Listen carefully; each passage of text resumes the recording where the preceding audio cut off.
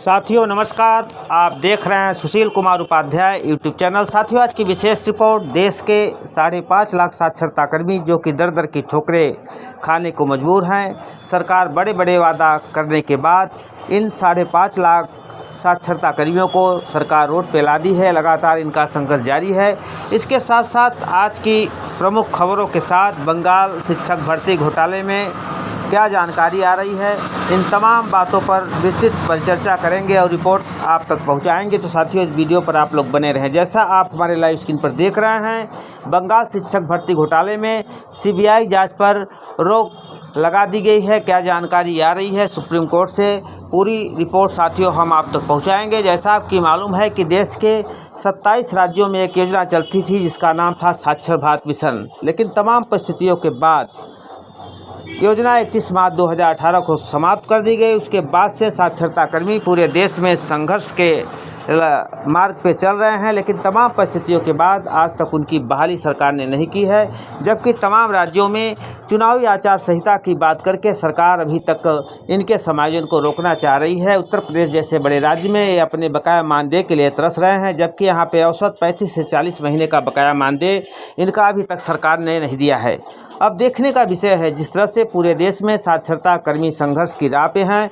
सरकार की तरफ से बड़ा आश्वासन है, क्या आचार संहिता समाप्त होने के बाद तमाम राज्यों में इनका बकाया मानदेय और संविदा बहाली पर सरकार मुहर लगाती है या नहीं, यह तो आने वाले समय में साथियों आपको देखने को मिलेगा। इसी कड़ी में बंगाल शिक्षक भर्ती घोटाले में सीबीआई जांच पर रोक। सुप्रीम कोर्ट ने पूछा 25,000 नियुक्तियों में सही गलत कैसे करेंगे अलग। तमाम बातों पर हम विशेष अपडेट पहुँचाएँगे। जैसा हमारे स्क्रीन पर देख रहे हैं, सुप्रीम कोर्ट ने सोमवार को बंगाल शिक्षक भर्ती घोटाले में सरकारी अधिकारियों के खिलाफ सीबीआई जांच पर रोक लगा दी है। कोर्ट ने पूछा है कि क्या 25,000 नियुक्तियों में से सही तरीके से किए गए टीचर्स की अपॉइंटमेंट को अलग किया जा सकता है। सुप्रीम कोर्ट इस मामले को सुनवाई 6 मई को करेगा। याचिका में कहा गया था कि हाई कोर्ट के उस आदेश पर रोक लगा दी जाए जिसमें सभी नियुक्तियों को रद्द कर दिया गया है। चीफ जस्टिस DYD चंद्रचूड़ ने कहा कि देखिए इसे किसी तरह से किया गया है। OIRM सीट को पूरी तरह से नष्ट कर दिया गया है। जो लोग पैनल में नहीं थे उन्हें रिक्रूट किया गया है, यह फ्रॉड है। वरिष्ठ वकील राकेश द्विवेदी ने हाई कोर्ट के फैसले पर सवाल उठाया। उन्होंने कहा कि सभी नियुक्तियों को खारिज कर दिया गया है, जबकि सीबीआई के अब तक के सिर्फ 8,000 नियुक्तियों को खामियां मिली है। स्कूल सर्विस कमीशन ने भी कहा है जो नियुक्तियां सही तरीके से हो सकती थी उन्हें अलग किया जा सकता था। कलकत्ता हाई कोर्ट ने 22 अप्रैल को 2016 में की गई 25,753 नियुक्तियों को रद्द कर दिया था। हाई कोर्ट ने शिक्षकों को 7-8 साल के दौरान मिली सैलरी 12 इंटरेस्ट के साथ लौटाने के निर्देश भी दिए हैं। इसके लिए कोर्ट ने 6 हफ्ते का समय दिया है। पश्चिम बंगाल सरकार ने 2016 में state level selection test 2016 SLCT के जरिए सरकारी और सहायता प्राप्त स्कूलों के लिए टीचिंग नॉन टीचिंग स्टाफ भर्ती किया था। तब 24,640 रिक्त पदों के लिए 23 लाख से अधिक आवेदन पड़े थे, जिसको लेकर इनकी नियुक्ति कर दी गई थी और लगातार इन लोगों ने भर्ती परीक्षा दी थी। इस भर्ती में 5 से 15 लाख रुपए तक की घूस लेने का आरोप है। इस मामले में कलकत्ता हाई कोर्ट को शिकायत मिली थी। भर्ती में अनियमितता के मामले में सीबीआई ने राज्य के पूर्व शिक्षा मंत्री पार्थ चटर्जी, उनके करीबी अर्पिता मुखर्जी और स्पष्ट के कुछ अधिकारियों को गिरफ्तार किया था।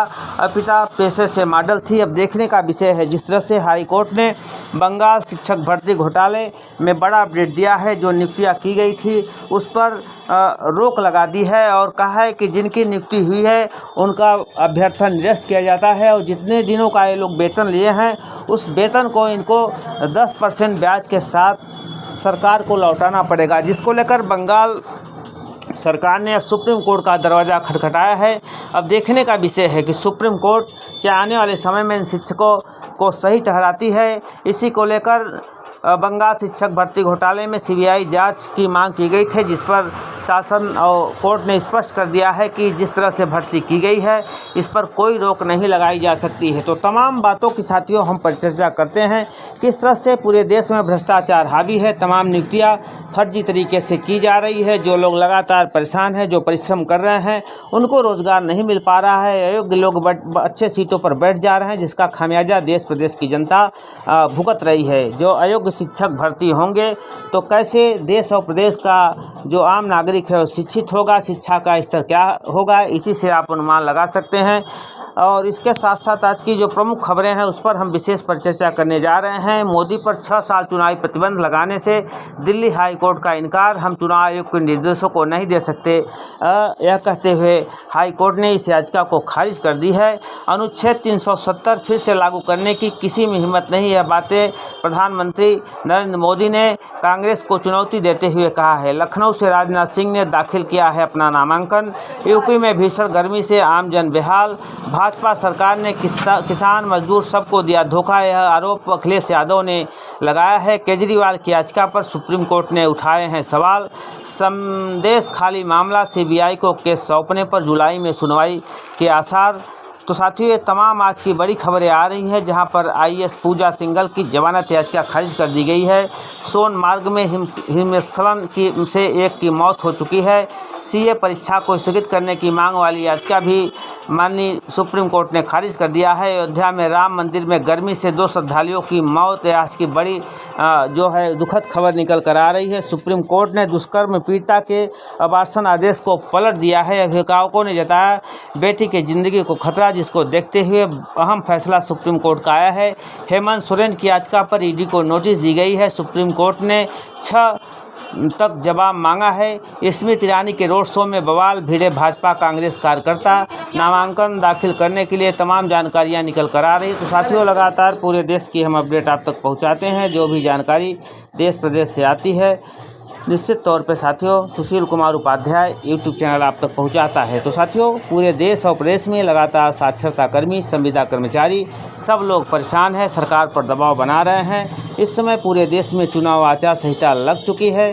पूरे राज्य में 2 चरणों का चुनाव संपन्न हो गए हैं। टोटल चुनाव 7 चरणों में होने वाले हैं और तीसरे चरण के लिए नामांकन की प्रक्रिया भी शुरू हो गई है। जिस तरह से प्रथम और द्वितीय चरण में कम वोटिंग हुआ है, उससे तमाम पार्टियों के होश खड़े हो गए हैं। अब देखने का विषय है क्या इस चुनाव में यह तमाम संविदा कर्मचारी, साक्षरता कर्मचारी, युवा बेरोजगार इस सरकार को किसकी बनाते हैं। तो आने वाले 4 जून के बाद क्लियर होगा। लेकिन साथियों, निश्चित तौर पे यदि आचार संहिता के बाद सरकार इन साक्षरता कर्मी, संविदा कर्मचारी, निष्कासित कर्मचारियों की सुध नहीं लेगी तो आने वाले अगले वर्ष में तमाम राज्यों में विधानसभा चुनाव होने वाले हैं, जिसका खामियाजा एक बार पुनः सरकार को भुगतना पड़ सकता है।